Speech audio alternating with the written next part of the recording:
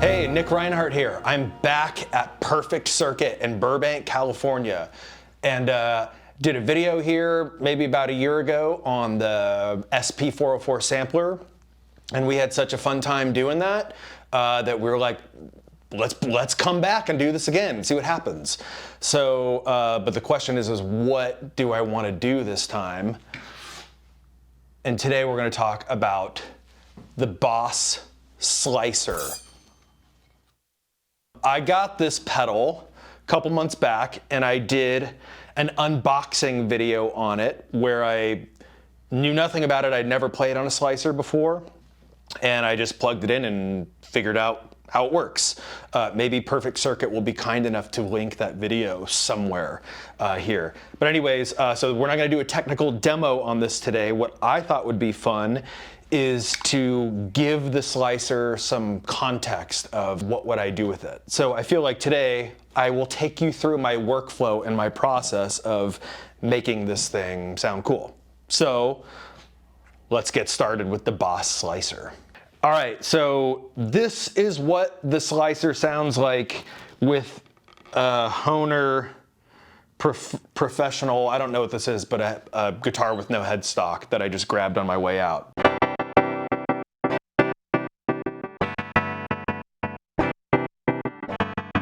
That's what the slicer does, and you got these different sounds, different patterns.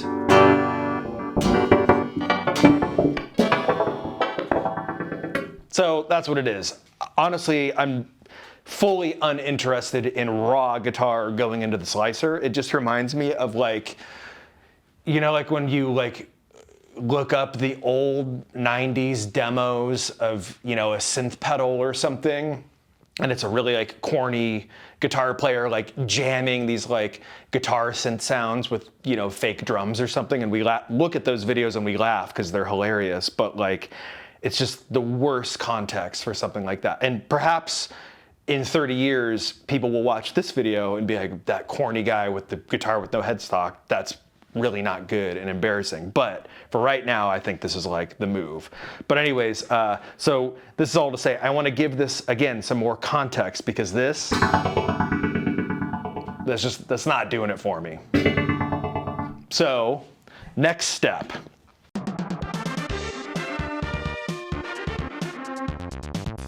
Okay, so after I've decided that I just really don't like the raw guitar going into the slicer, my very first instinct is, okay, let's turn this guitar into a synthesizer, something that is just not this. Just the worst. So now, with any compressor in between, just because, well, I had some foresight knowing, well, I'm gonna be turning knobs and doing stuff later, so I probably need to compress this synth signal a little bit more to just keep it active and nicely hitting the slicer. So,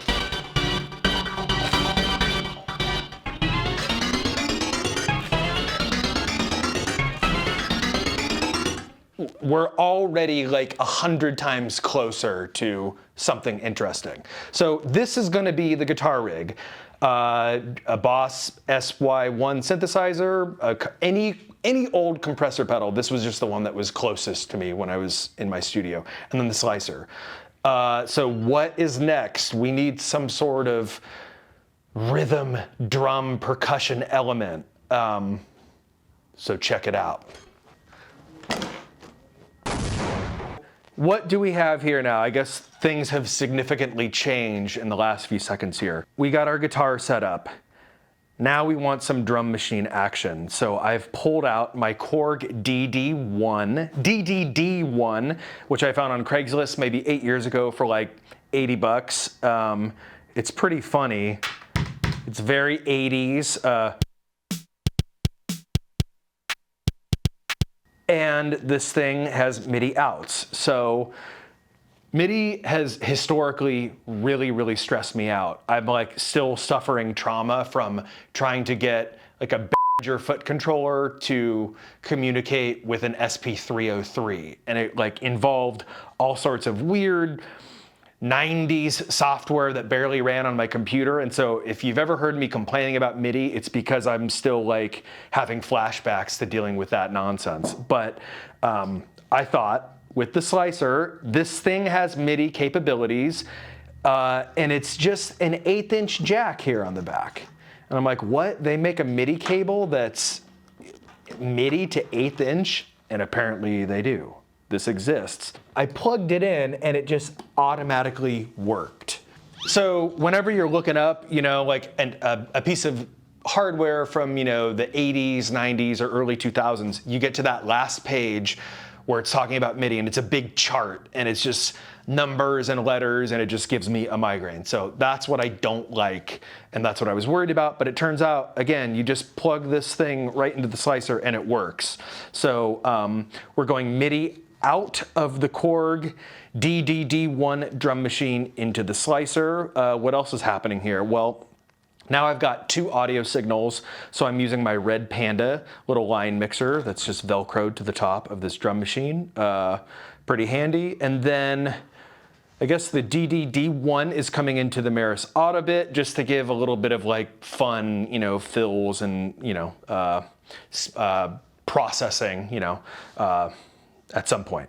Real quick, I need to tune this guitar and I don't have a tuner, so I'm gonna use a headstock tuner even though this guitar doesn't have a headstock and just see what happens. And correct me if I'm wrong, but this might be the first time anyone has ever used a headstock tuner on a guitar that doesn't have a headstock. Let's see. Oh yeah. Perfect. Yeah, it works. Who knew? Vibrations.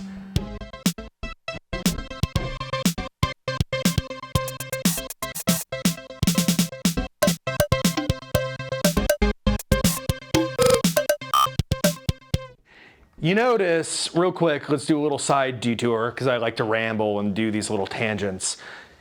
This auto bit pedal does process MIDI information, but I'm not doing MIDI with this drum machine, which maybe there's some version, again, I'm getting into like headache territory, but maybe there's like MIDI through or some sort of breakout box to where I could go MIDI into the auto bit and then out of the auto bit into the slicer.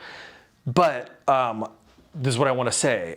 Sometimes with guitar pedals, you can get away with the tap tempo function and it matches up pretty close to whatever BPM, you know, you're hearing outside of that pedal itself because there's no MIDI information.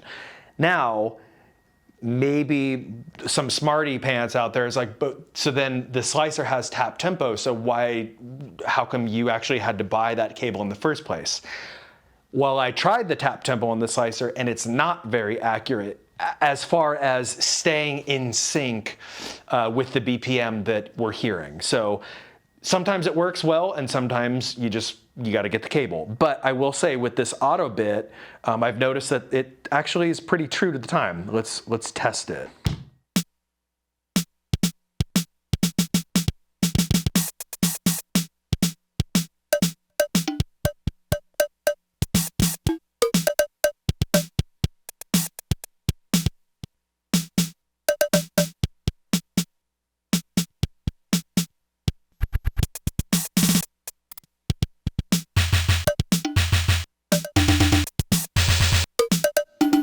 I told you, you can get it. And I think just having this little button, you know, because both these function as a tap, you can do it here, but doing it on this little guy here, that just seems to work well.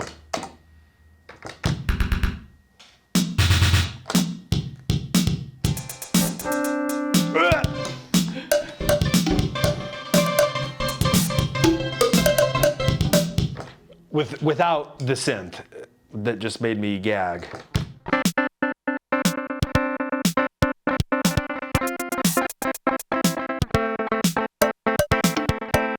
I don't know, whatever. You see what I'm saying. So yes, one other real kind of like nerdy thing that I want to mention is when I'm using this guy, I like to have these inputs labeled so when I'm doing some mixing, I'm not getting kind of confused. So I always like to use a little bit of gaff tape on there, and we'll do slicer, and this will be drum. What's gonna go in that middle input? We're about to find out.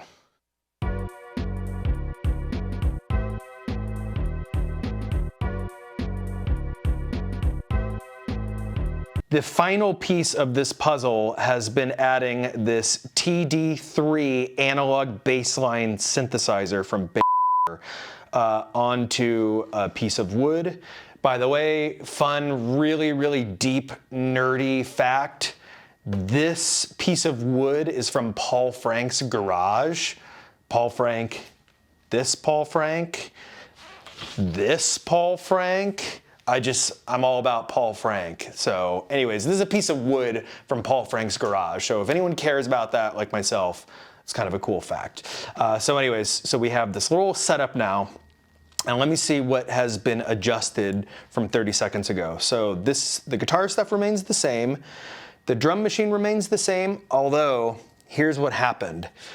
We are now coming MIDI out of the Korg, going into the TD3, and then lucky for me, the TD3 has a MIDI through, which I had never really messed around. Maybe I don't really have many pieces of hardware that have that, but which just means you could continue linking to other things. So my lucky day, this had MIDI through, so I could come from the MIDI through on that little funny cable I got, and then come into the slicer, which means these three things are now communicating tempo and BPMs to one another. So that's cool. The bassline synthesizer is going into the Red Panda particle, just for fun, to give it a little bit of like pizzazz and mess with it a little bit. And then I think that's it. So here's what these two sound like together.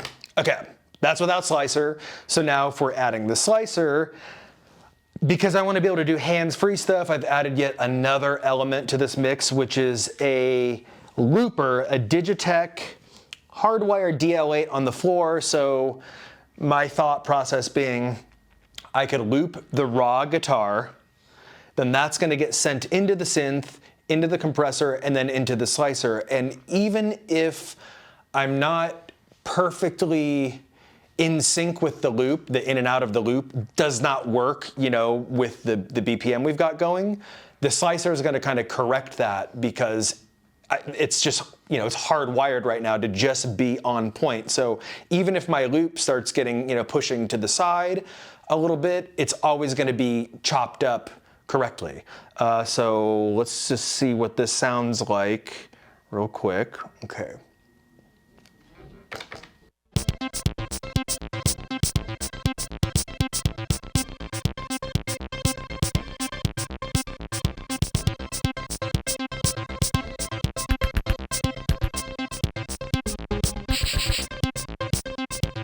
Okay, so it's working. If I'm at home in my bedroom and I just spent an hour setting this up, I go, okay, let me go have a sip of coffee, take the dog to go out to go pee, and then I'm gonna come back inside, I'm gonna sit down and relax and just jam this setup. So let's try that.